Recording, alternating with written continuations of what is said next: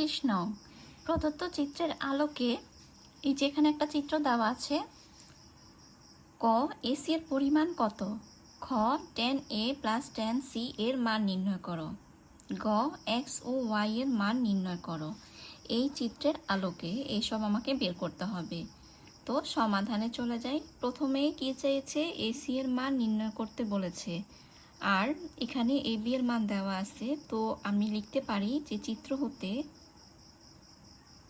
প্রথমে আমাকে এখানে একটা চিত্র অঙ্কন করতে হবে। এখানে 1, এখানে √3, এ বি সি লিখলাম।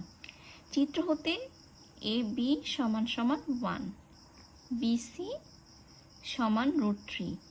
এখন এসি বের করব। এসি বের করব কিভাবে? এখানে এসি হচ্ছে গিয়ে অতিভুজ। তো আমরা জানি পিথাগোরাসের উপপাদ্য অনুসারে অতিভুজ স্কয়ার সমান লম্ব স্কয়ার প্লাস ভূমি স্কয়ার। তো এখানে আমি স্কয়ার না দিয়ে এখানে বর্গমূল চিহ্ন দিয়ে দিব। আর লম্ব হচ্ছে এবি, অর্থাৎ এবি স্কয়ার প্লাস ভূমি মানে হচ্ছে বিসি স্কয়ার। এখন এবির মান কত? 1 স্কয়ার, আর বিসি এর মান √3 দিয়ে স্কয়ার দিব, বর্গমূল চিহ্ন। এখন হবে 1, √3 বর্গ করলে হবে 3, বর্গমূল চিহ্ন। তো 1 + 3 হচ্ছে গিয়ে 4, 4 এর বর্গমূল হচ্ছে গিয়ে 2। তো সুতরাং এসি এর পরিমাণ হচ্ছে 2। এটাই হচ্ছে কয়ের অ্যান্সার। আর তোমরা মানে এই অঙ্কটা করার সময় এখানে অবশ্যই লিখে নিও যে পিথাগোরাসের উপপাদ্য অনুসারে। পিথাগোরাসের উপপাদ্য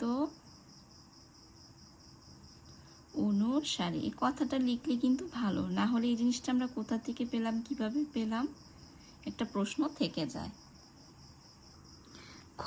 ক্ষয়ের প্রশ্নটা হচ্ছে tan a plus tan c এর মান নির্ণয় করো। আচ্ছা, এখন tan a সমান কত? এখানে যদি সূক্ষ্মকোণ a হয়, এর বিপরীতে এই বিসি হচ্ছে লম্ব আর এবি হচ্ছে গিয়ে ভূমি। তো tan থিটা মানে আমি জানি কি লম্ব বাই ভূমি। আমরা জানি লম্ব বাই ভূমি মানে হচ্ছে tan থিটা। তো এখানে tan a সমান লম্ব বাই ভূমি, লম্ব বাই ভূমি। এখানে লম্ব কত? লম্ব কিন্তু এবি হবে না, এ কোণের বিপরীতে বিসি হবে হচ্ছে লম্ব আর এবি হবে ভূমি, অর্থাৎ বিসি বাই এবি। বিসির মান হচ্ছে √3 আর এবির মান 1, অর্থাৎ √3। এবার বের করব হচ্ছে tan c এর মান। tan c এর মান কত? যখন সি কোণটা সূক্ষ্মকোণ, তো সূক্ষ্মকোণের বিপরীতে এবি হচ্ছে লম্ব আর বিসি হচ্ছে গিয়ে ভূমি, অর্থাৎ এবি বাই বিসি। আর এবির মান দেওয়া আছে হচ্ছে 1 আর বিসির মান হচ্ছে √3। তো সুতরাং এখন বের করব tan a plus tan c এর মানগুলি বসিয়ে দিব। tan এর মান হচ্ছে গিয়ে √3, তো tan এর মান লিখব √3 প্লাস tan c এর মান হচ্ছে 1/√3।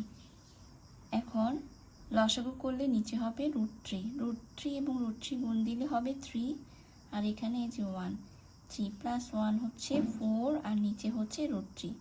এটাই হচ্ছে tan a plus tan c এর মান বা অ্যান্সার। তো সুতরাং নির্ণেয় মান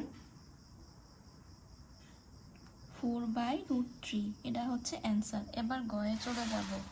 গয়ের প্রশ্নটা হচ্ছে এক্স এবং ওয়াই এর মান নির্ণয় করো। গ, এক্স এবং ওয়াই এর মান নির্ণয় করার জন্য এখানে প্রথমে নিব এই কোণ, অর্থাৎ tan a। tan a সমান আমরা কত পেয়েছিলাম? মানে খ হতে tan a সমান পেয়েছিলাম √3। তো এখানে tan a সমান প্রথমে লিখব হচ্ছে √3 বা এই কোণের জায়গায় কত? x + y দেওয়া, তো এখানে লিখব x + y সমান √3 বা tan x + y। tan কত ডিগ্রির মান √3? আমরা জানি যে tan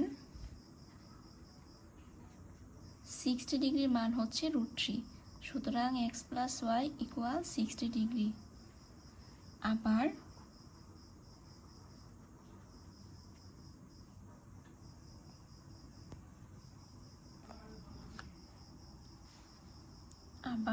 tan c = 1/√3, বা tan c = 1/√3 কোত্থেকে পেয়েছি, সেটা হচ্ছে এই যে ক্ষয়ে tan c = 1/√3। আবার c কোণ দেওয়া হচ্ছে x - y, তো tan c এর জায়গায় x - y লিখব সমান 1/√3, বা tan x - y। tan কত ডিগ্রির মান 1/√3? tan 30 ডিগ্রির মান, সুতরাং x - y = 30 ডিগ্রি। এখন x এবং y বের করব কিভাবে? এটাকে 1 নং সমীকরণ দিয়ে দিব, আর এটাকে 2 নং সমীকরণ দিয়ে দিব।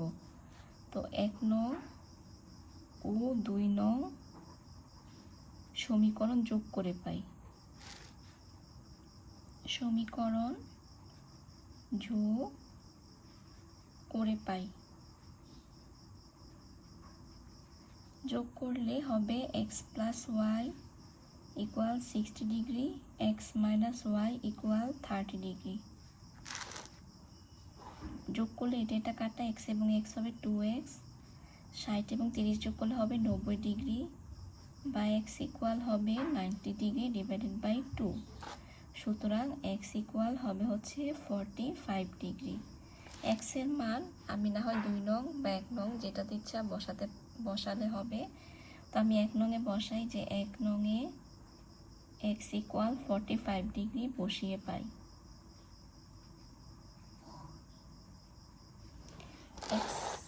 এক নং হচ্ছে x + y = 60 ডিগ্রি,